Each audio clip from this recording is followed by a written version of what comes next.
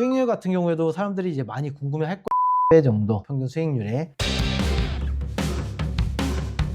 안녕하세요, i24입니다. 오늘은 이제 공사 하이라이트까지 다 이제 영상이 나갔고요. 이제는 최종적으로 구독자분들이 가장 궁금해하실 가격이죠. 이렇게 공사하는데 어느 정도의 가격이 들었냐, 그냥 전체적인 가격을 공개할까 하다가 세부적으로 가격을 오픈하기로 하였습니다. 그래서 제 자료를 좀 보면서 좀 얘기할게요. 일단은 첫 번째로 철거부터 시작을 했죠. 철거는 총 이틀, 2일 동안 일을 하게 됐고요. 기공 1명, 그 다음에 조공 1명, 거기다가 폐기물 한 대 분량이 넘었어요. 철거 비용은 180만 원 정도 들었습니다. 그 다음에 했던 게 이제 조적이에요. 조적은 하루 만에 끝냈어요. 화장실 벽만 이제 철거했던 거에서 화장실 확장한다고 벽을 쌓았던 거기 때문에 기공 1명 그리고 조공 1명, 기타 부자재 조적은 한 44만 원 정도 들어갔습니다. 그 다음에 이제 전기랑 설비, 전기 같은 경우에는 완전 기존에 있던 두꺼비지까지 옮길 정도로 큰 공사였어요. 아예 뭐 전기 작업을 하나부터 10까지 새로 싹 다 했거든요. 그리고 콘센트를 정말 많이 만들었어요. 까대기를 그래서 그만큼 많이 했죠. 그리고 화장실 같은 경우에도 거울 조명을 달기 위해서 따로 그쪽에 선도 빼고 화장실 조명도 추가로 많이 늘리고, 그래서 전기 작업을 하는데 하루 만에 끝난 건 아니죠. 전기 작업은 공정이 완료될 때마다 한 번씩 와서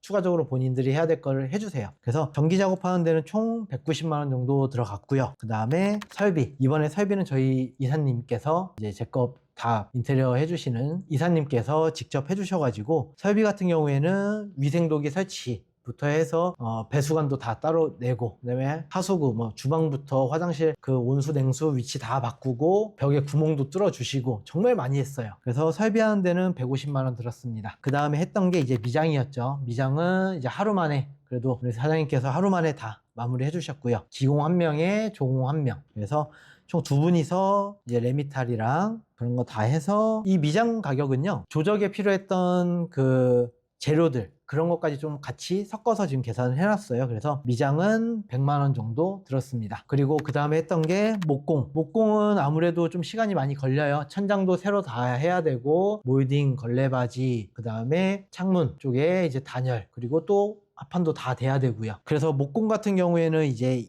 2일치 정도 이제 기공 2분이서 와서 하셨는데, 추가적으로 해야 될 거는 저희 주 대표님께서 오셔가지고 하루치만 받고 끝까지 완료를 해주셨어요. 그래서 틈틈이 계속 오셔가지고 뭐 진짜 창문, 샤시 겉에 있는 것도 다 사포질 해주시고, 그 다음에 니스칠도 다 해주시고, 그렇게 해서 목공은 화장실 문하고 자재 그리고 가격까지 다 해서 300만 원 들었네요. 그 다음에 했던 게 이제 타일이네요. 타일은 총 이틀 걸렸고요. 타일 기공 1명, 그 다음에 조공 1명 오셔서 이틀 동안 꽉 채워서 하셨어요. 화장실 타일하고 그 다음에 주방, 싱크대 쪽 타일 이렇게 작업을 해주셨고요. 그래서 타일 가격이랑 그 다음에 부재료들 뭐 유가나 아니면은 트렌치나 이런 것까지 다 해가지고 한 160만 원 정도 지불을 했네요. 그리고 이제 시스템창은 정말로 똑같은 LX라고 하더라도 대리점마다 너무 가격이 천차만별이에요. 그래서 이번에는 조금 샤시가 늦어진 이유가 천천히 그래도 알아봤어요. 가격이 100만 원 정도까지 차이가 났어요, 설치하는데. 그래서 저도 되게 놀랐어요. 아, 이렇게까지도 차이가 나는구나. 왜냐면 어차피 나오는 제품은 LX에서 똑같이 나오거든요. 근데 이제 시공비랑 철거비 이런 게 이제 조금 다른 건데, 그래서 샤시는 시스템 창으로 했고요. 네, 총 230만 원 들었습니다.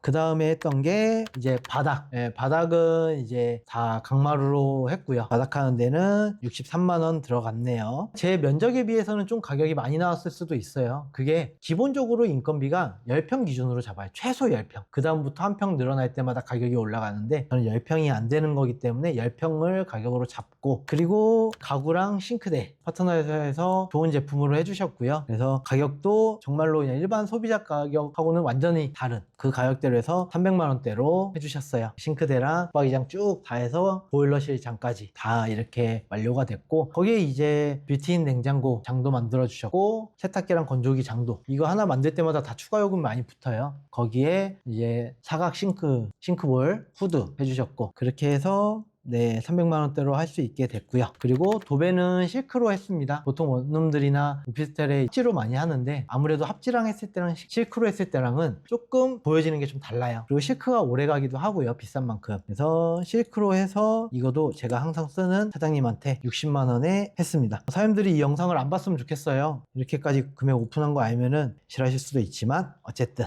그렇게 하고, 에어컨 같은 경우에는 에어컨 이제 제품하고 그 다음에 실외기 그리고 이제 다 위치 새로 잡고 설치하고 다 하는 데까지 155만 원 들었습니다. 아마 제가 알고 있기로는 최저가일 거예요. 이거보다 더 싸게 해주실 수 있는 분 있으면은 네, 저한테 꼭 댓글 달아주십시오. 평생 쓰도록 하겠습니다. 정말로. 그리고 입주 청소 같은 경우에는 이제 보통 제 파트너사도 있죠. 청소하시는 분들이 있는데 12만 원에 해주시기로 하셨어요. 그리고서 오셨는데 하다 보니까 제가 하는 모습을 봤는데 공사가 끝난 청소다 보니까 먼지랑 이런 게 너무 이게 디테일한 곳에서 많이 나오더라고요. 그래서 너무 죄송해서 청소는 16만 원 드렸습니다. 거기에 이제 기타 작업비로는 샤워 파티션 사서 설치하는 거, 아마 이 샤워 파티션도 제가 아마 제일 싸게 하지 않았나 싶어요. 제품하고 직접 와서 설치까지 해주시는데 18만 원 들었어요. 전에도 이용했던 업체인데 저번엔 두 개를 한 번에 한다고 조금 싸게 해주셨는데 이번에는 그보다 살짝 금액이 올라가긴 했어요. 한 개만 하다 보니까. 근데도 18만 원이에요. 굉장히 쌌어요. 만족스럽습니다. 그리고 방화문은 20만 원대 후반으로, 그리고 이제 뭐 기본적으로 방송용 스피커, 그리고 소화 감지기 이런 건 이제 자잘한 것들, 그리고 중간에 뭐 영상에서는 나오진 않았는데 하수구가 한번 막혔어요. 워낙에 이런 폐기물들이 하수구로 좀 들어가서 굳었어요. 하수구 막힌 거 출장비 10만 원. 거기에 이제 추가적으로 물품들이 이제 들어가겠죠. 풀옵션 방이니까. 그래서 일단 화장실에 들어가는 양변기, 세면기, 샤워기, 그다음에 샤워기 슬레이드 빠져 이렇게 쭉 걸어놓을 수 있는, 그리고 휴지거리, 수건거리, 그다음에 세면기 수전, 네, 코너 선반, 욕실 청소 수전, 그리고 주방 수전, 모두 다 제품은 아메리칸 스탠다드 걸로 했습니다. 그리고 뭐 거울 같은 것도 이제 원형